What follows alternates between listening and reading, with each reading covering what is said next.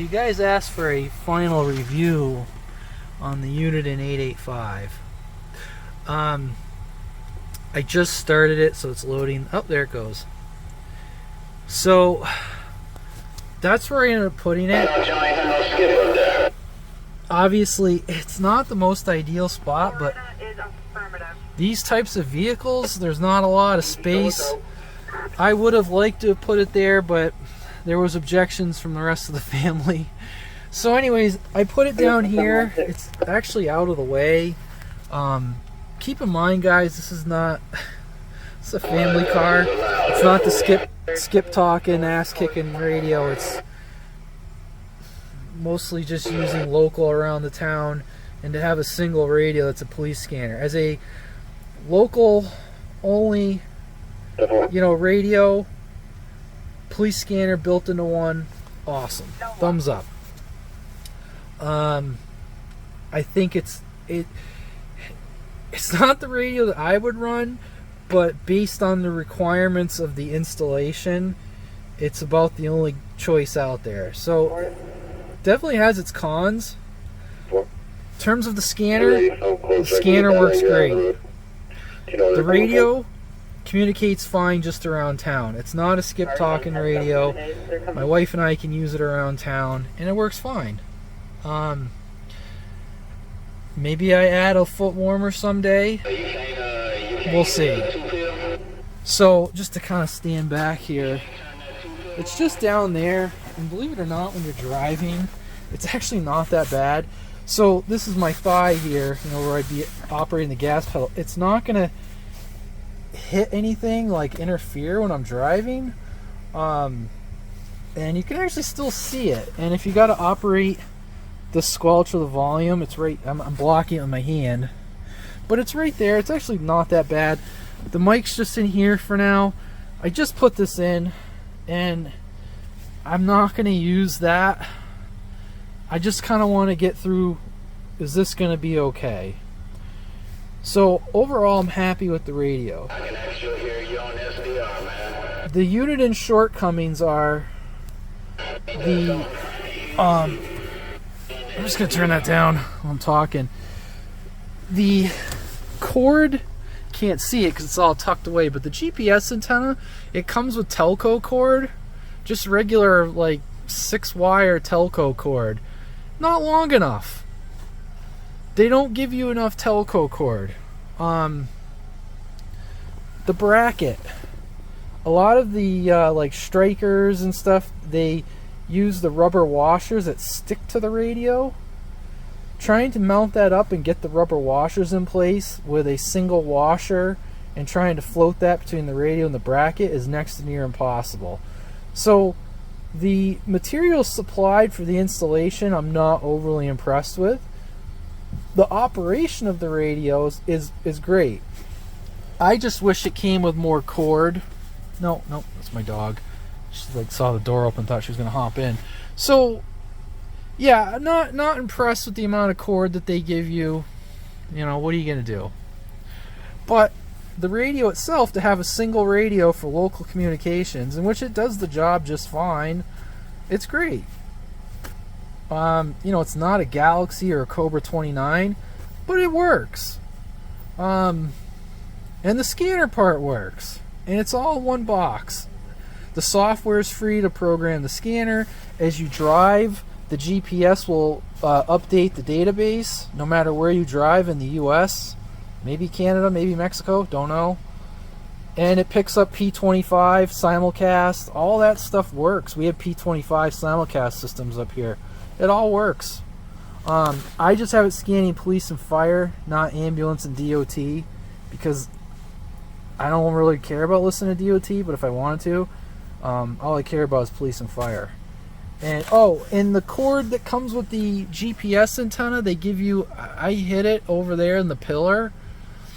You can't see it, but it's right up against the glass. They don't give you enough cord for it. So that, to install it, they really didn't think about that very well. Now, this isn't about Uniden, not the antenna that I would use, but my wife did not want a Wilson 1000 on her car, and that's fine.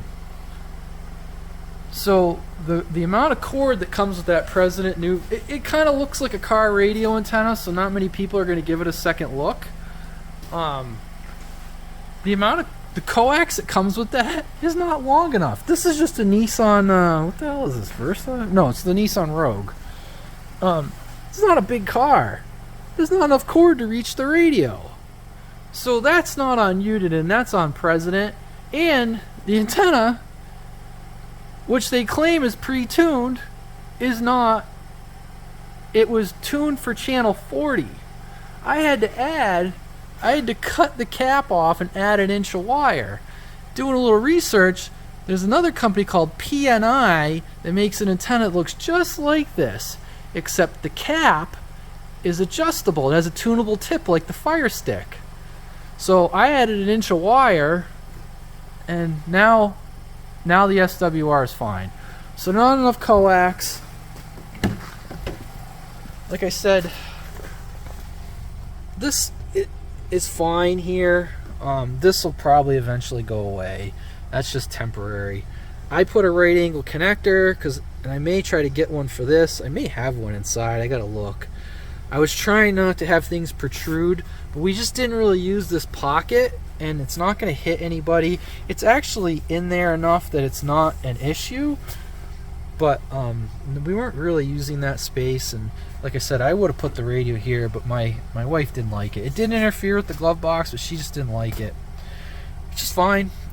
She's driving this more than I am. So overall, to have a CB radio and a digital trunking scanner in one box that does weather band and everything, it's great. If you're a serious CB user, probably not the radio for you. Yes, I fall in that category, serious, but I'm not using this car all the time. So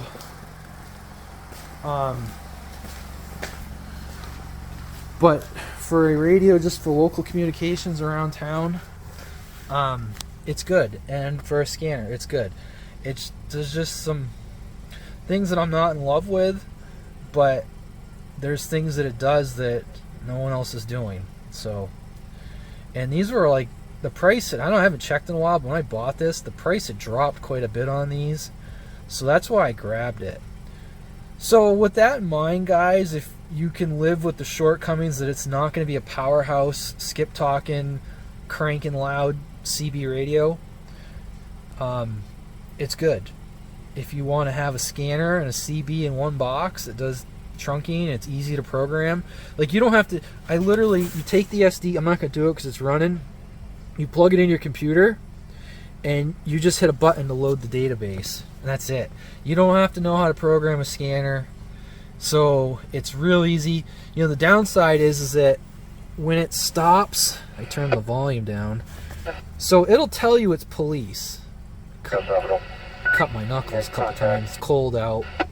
It'll tell you it's police and fire. It's just not going to tell you what police. Now, I live in a small rural community in Maine. I can tell what state police, county sheriffs, I can tell what all the I was a volunteer firefighter for 15 years.